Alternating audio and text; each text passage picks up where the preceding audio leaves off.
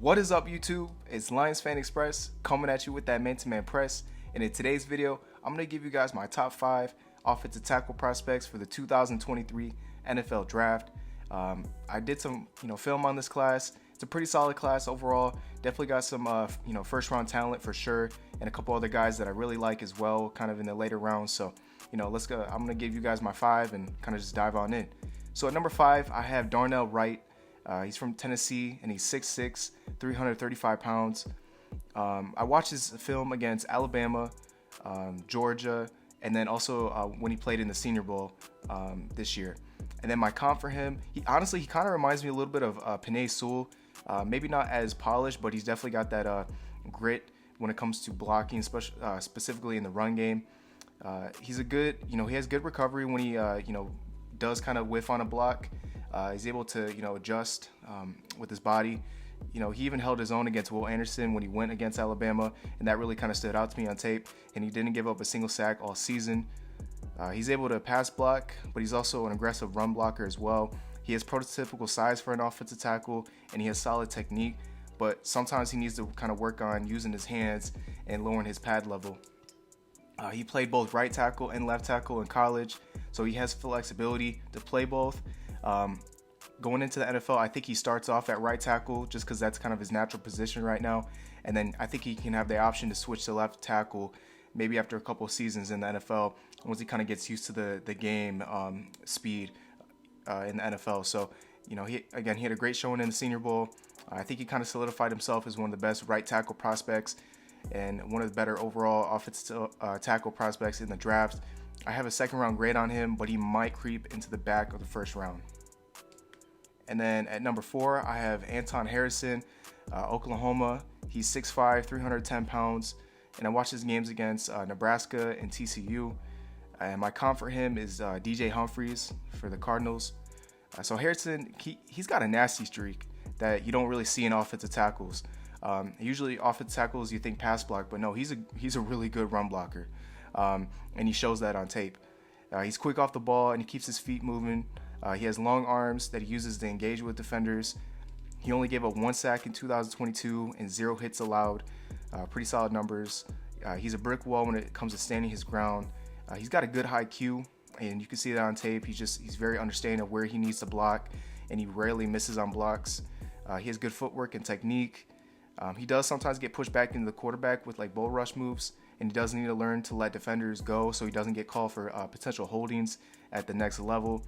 Again, he's not the best left tackle prospect, but he's up there. He definitely could be a sleeper pick in the late first to early second round. And for number 3, I have Peter Skoronski from Northwestern. He's 6'4", 315 pounds. I watched his games against Ohio State, Penn State, and Nebraska. And then his comp for me is Jonah Williams. So he's able to get to the second level efficiently. It kind of jumps off on the tape. He's a strong offensive tackle that stands his ground in the pass, and he gets a good push in the run.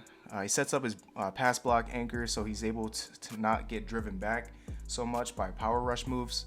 He's also able to use his opponent's momentum to drive them out of play, kind of like an Ole, like a bull. Sometimes he does whiff on run blocks because he drops his helmet, so he's got to look up and make sure he can see what he hits. He does need to get low and not bend at his waist, kind of, going hand to hand with that. He just needs, get his hands inside a little bit too. He does struggle with blitzes and stunts. I think that kind of just maybe was a blocking scheme, but it kind of confused him at times, and he let guys slip by him a couple times on film. He played both, primarily he played tackle in college. And while I think he can play offensive tackle in the NFL, I think he actually might be better projected as a guard because I think he's got, shorter arms, and his build kind of reminds me more of a guard. But I definitely don't see him not being able to, he can definitely play offensive tackle at the NFL level for sure. If a team wants to have him at a tackle, then he can definitely play tackle and slide inside if they need to. So he only gave it 1 sack all year, so he can definitely pass block like a pro. He's a bit of a project. Again, really great player. That's why I have him at number 3, because he's a great value in the mid to late first round. And then for number 2, I have Paris Johnson from Ohio State. He's 6'6", 310 pounds. I watched his games against Georgia, Notre Dame when he went against Isaiah Foskey and Wisconsin. And my comparison for him is Laramie Tunsil. He's very seldom gets beat on the outside. He's really good with mirroring his defenders, but it's more likely he does get beat inside. He needs to stick with his run blocks until the end of the whistle, and he does have a lighter frame that allows him to get to the second level.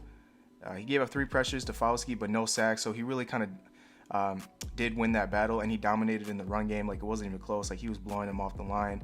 He's got a violent kickback that allows him to set up his block, and he's got good movement to match and mirror the pass rusher. He does need to keep his feet moving just to continue the drive, not rely on his upper body strength to move and block defenders. He can also get a little handsy with his run blocking. So he can play both right guard and left tackle. He played both in college. So he's got position flexibility, and he only gave up 2 sacks, but he did give up 12 pressures, which compared to some of the other tackle prospects, it's a lot more than some of these guys have given up. So he might need to clean that up a little bit, but overall, I think he's a mid-first round pick who has the potential to jump into the top 10 based on his position. And then my number 1 spot, before I guys give you that, if you guys like the video, make sure you like, comment, subscribe, and take a guess who you think the number 1 prospect should be. And for me, it's Broderick Jones from Georgia. He's 6'4", 310 pounds. I watched his games against LSU, South Carolina, and Tennessee. And my NFL comparison for him is actually the former Georgia offensive tackle Andrew Thomas. So to me, he's able to recognize blitzes. He points them out at the line pre-snap. He makes adjustments when he gets with the pass rush. He's able to set his anchor in the pass sets with a great kick step. He gets a good drive off the ball. Athletic, very athletic. It can move in space. He's a lot of key blocks that sets up runners for success. He gave up 0 sacks and 470 pass block reps in 2022 and only allowed 2 quarterback hits. And it shows on tape, and he rarely gets beaten in the pass. His hand placement could improve. He also has a tendency to lower his helmet, which is a technique flaw. He's got to keep his head up. Overall, I really like his film, and I think Broderick Jones is the best offensive tackle in this class. He's a top 10 talent, but he might slip as far as the mid to later first round, just because I don't think when it comes to the offensive tackle prospects, I've looked at a lot of people, like other people's boards and stuff, and for most people, I think Broderick Jones is like number 2 or number 3 as their overall offensive tackle prospect. So I'm a little bit higher on him than some of the other analysts are, but again, I just see a little bit more potential out of him, whereas Paris Jones again gets a little bit more, and I think Peter Skronsky's got that question mark of is he going to play outside at the offensive tackle spot or inside as a guard. So ultimately those are my top 5 offensive tackle prospects. Definitely a handful of them are going to get taken in the first round, basically because of their position value. Offensive tackle is one of the most needed positions in the NFL, but also because they're really good at their position as well. So really excited to see where they fall. And yeah, just heading into the combine, some of these guys obviously are going to run and jump, but for the big guys, you want to see more of their movement, like the quick shuttles, how they can move sideline to side to side, quick burst, and also how strong they are too. What their bench press is, because that can give you a little bit of an indicator how good of a blocker they can be just based off of how much power they generate. So excited to see that. My next group is going to be the interior offensive linemen. I'm working on that right now, and then we'll get into defense as well. So excited to do that. If you guys, like I said, if you guys like the content, leave a comment down below, and we'll just kind of keep on pushing out these videos. So with that being said, go Lions.